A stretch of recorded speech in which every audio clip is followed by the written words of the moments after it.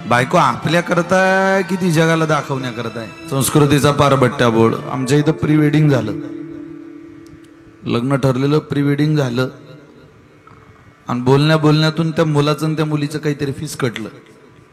त्यांचं लग्न मोडलं, लग्न लागलं नाही.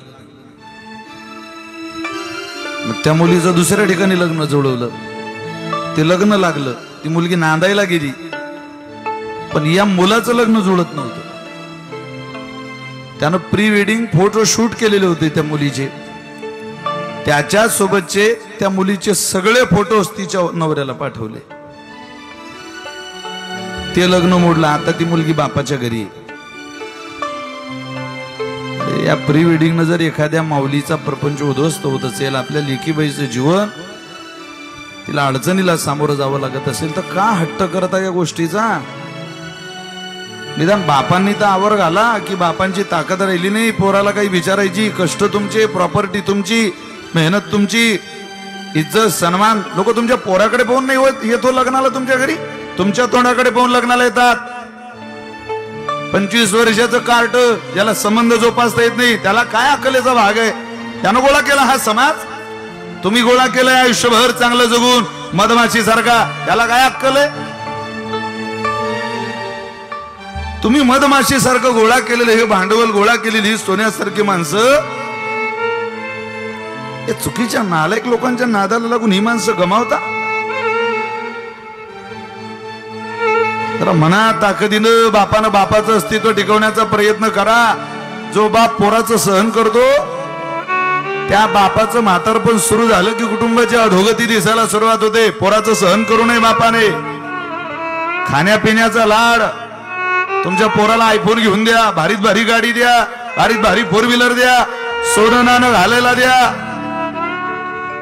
पण तुमचं घर उद्ध्वस्त होईल, तुमच्या घरातल्या संस्कृतीचा नाश होईल. अशा चुकीच्या प्रथांचा लाड तुमच्या लेकराकडून तुम्ही खपवून घेऊ नका. भागवताचा आवाज आहे तुम्हाला, ऐका. या विशाल महाराज खोलेचं एवढं मी तुमच्या पोरासारखा आहे. नुसतं बरं वाटण्याकरता नाही आपल्या कानाला हे. तुम्ही तरी म्हणा तरुण पोरीने असा आदर्श जुळवा, मी त्याच मुलाशी लग्न करेल, ज्याला प्री वेडिंग नको, कुठलाही लग्नातला अपव्यय खर्च नको. विराट कोहलीचं लग्न 200 लोकांमध्ये झालं, महेंद्रसिंग धोनीचं लग्न 200 लोकांच्या आत झालं.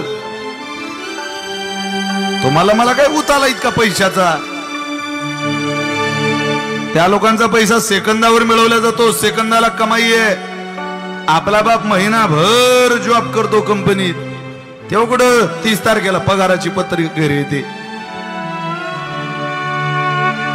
घ्या तुम्ही निर्णय.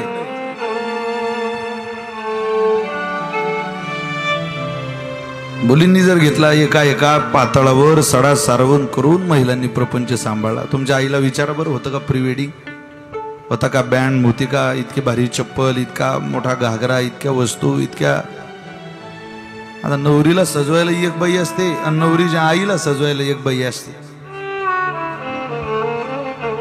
काय करा बरं? हे पटतंय तुम्हाला माझं? म्हणजे हे चाललंय तुमच्या भागात, मी पाहतोय ना ते. ऐका नका ऐकू, सांगणं आमचं काम आहे.